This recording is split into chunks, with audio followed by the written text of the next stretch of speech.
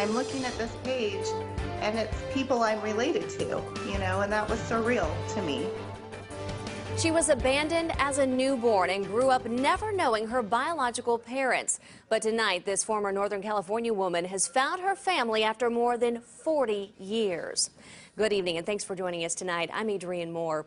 It took a DNA test and a search on social media, but Jen Chervin finally knows who her biological parents are. New tonight, CBS 13's Kelly Ryan joins us in the newsroom to tell us why she's still having to keep it a secret. Kelly. Jen Chervin knows that telling her story may reveal a secret that has been kept for decades, but she says she has an important story to tell and wants to be an example for others searching for family. I was found in the early morning hours of December 18th. It was a story that made front page news. A baby abandoned on the steps of a hospital. I was wrapped in 2 blankets, and some nurses who were doing their rounds heard me crying. Investigators at the time searched for answers in her case, but there was nothing. Jen Chervin, now 43, says she was adopted, has wonderful parents, and a happy life.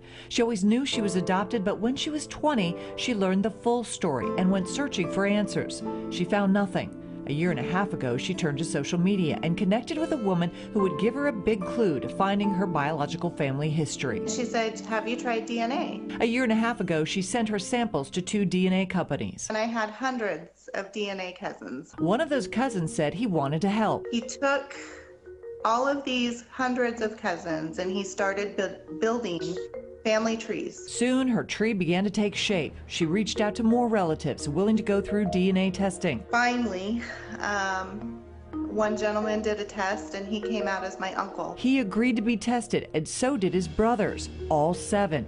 Everyone had a theory. Well, I think it's this brother. I think it's this brother. Finally, she found her match. She made a difficult call. He was shocked and he was tongue-tied. Then she learned the details. They are still married to the same individuals they were married to at that time.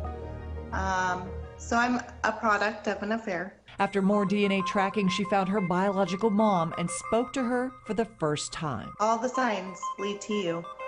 And she said to me, I don't know what you're talking about. She denied it a second time. Then the conversation changed. And that's when she broke down in tears. And she said that she was so sorry and she asked for forgiveness. She found out she was conceived when her mother's husband was off fighting in Vietnam. She returned to North Carolina to stay with family and things happen. Her mother returned to the Yuba Sutter area where she gave birth. Scared, she abandoned her baby daughter at the local hospital. She says her mother is happy she found her, but warned she must still stay a secret. I know she was shocked that I found her, and one of the first things she said was, "You can't be a part of my family." And she said it panicked.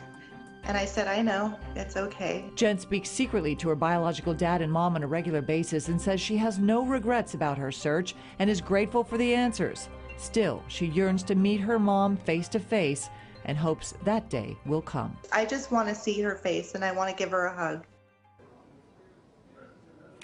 Jen Chervin is married, has a grown son, and teaches math for students with autism in Beaverton, Oregon. She says she forgives her mother, and if she ever agrees to see her, she will be on the first plane to meet her. What an incredible story and an even more incredible woman. All right, Kelly Ryan reporting live for us tonight in the newsroom.